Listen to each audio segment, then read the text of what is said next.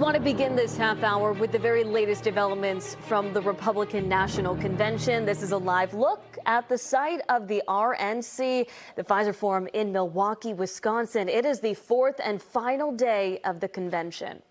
Now, the RNC will culminate tonight with former President Donald Trump formally accepting the party's presidential nomination. He'll deliver his first speech since surviving that assassination attempt last weekend.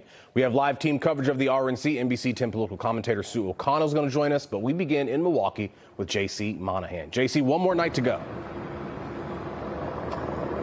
One more night. Corey, Priscilla, imagine the anticipation of what will former President Donald Trump have to say? We know he's rewritten that speech since what happened on Saturday. So will it be a softer Donald Trump that takes the stage? We don't know. However, at the same time, he is going to want to talk about the stark contrast to Democratic policies. We do know that it's supposed to be a more personal speech. Trump also met with Secret Service Director Kimberly Cheadle at the RNC this week. Trump's campaign and allies have called on her to resign. We also have to talk about, in the meantime, President Joe Biden's campaign bracing for the possibility of him withdrawing from the presidential race. Biden's recent COVID-19 diagnosis has only reinforced calls for him to resign. And there are a growing number of Democrats who have come out publicly voicing anxiety with the campaign. Former President Barack Obama, arguably Biden's closest allies, has even been, recently saying he has concerns with Biden's ability to stay on top of the ticket. And people close to the president say he is closer to considering a withdrawal from the race. Let's bring in NBC 10 political commentator Sue O'Connell. Sue, let's talk about President Biden. There are pundits and insiders now rephrasing things where it's not if President Biden will step aside, but when President Biden will step aside. Your thoughts on that?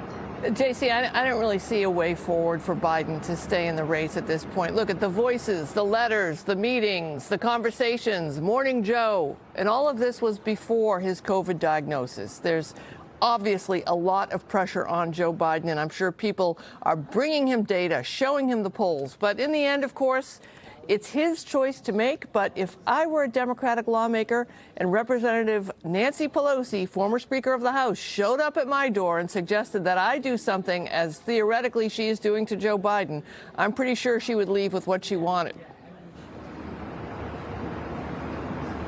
This is much more complicated, though, than that, Sue. This is beyond whether President Biden steps aside. It's who replaces him? Who would be the presidential nominee? Who's the vice presidential nominee? And let's not forget about the clock that is ticking. We're not giving whatever ticket that would look like much time to reach the voters before November. Do you think that that's what's holding President Biden back, that he isn't going to officially step out until there is a clear path who would be taking his place? I think it might be a little bit more stubbornness than that, JC. And I know that folks at the DNC and at the party are going through the rules, figuring out how this can happen. Look, at other countries have much shorter periods for their elections. We're the ones with the crazy long ones. But I'm sure they are showing him the data.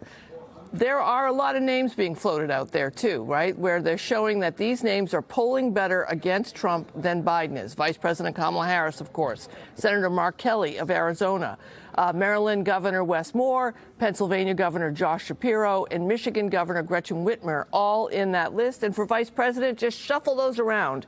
And note that all of those names, except for one, for Harris, they are coming from a swing state, JC. All right, let's go back to the RNC. Donald Trump taking the stage. Give me 3 things you think he needs to accomplish tonight. Okay, let's take a moment and look back at the 2016 Republican convention. Ted Cruz, Trump's opponent, didn't endorse him. In 2020, it was the COVID convention, and Trump was just trying to hang on to the presidency.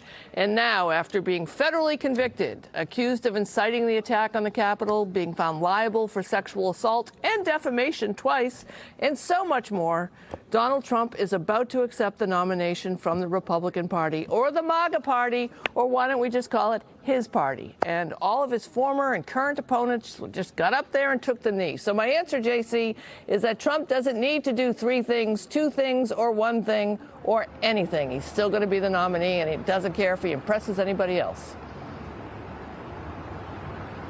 Interesting, Sue. Thank you. We appreciate, as always, your insight. But we're done here in Milwaukee just for now. We have political reporter Matt Pritchard on the convention floor. He's talking to Massachusetts delegates and specifically about how much they think this has been a successful week. We'll get to him in the next half hour. But right now, Corey, Priscilla, back to you. All right. Thank you very much, JC. We appreciate it as always. Of course, NBC News will have full coverage of the fourth and final night of the Republican National Convention. Lester Holt, Savannah Guthrie will be your anchors live at the Fiserv Forum in Milwaukee. It all gets started tonight at 9 o'clock right here on NBC 10 Boston.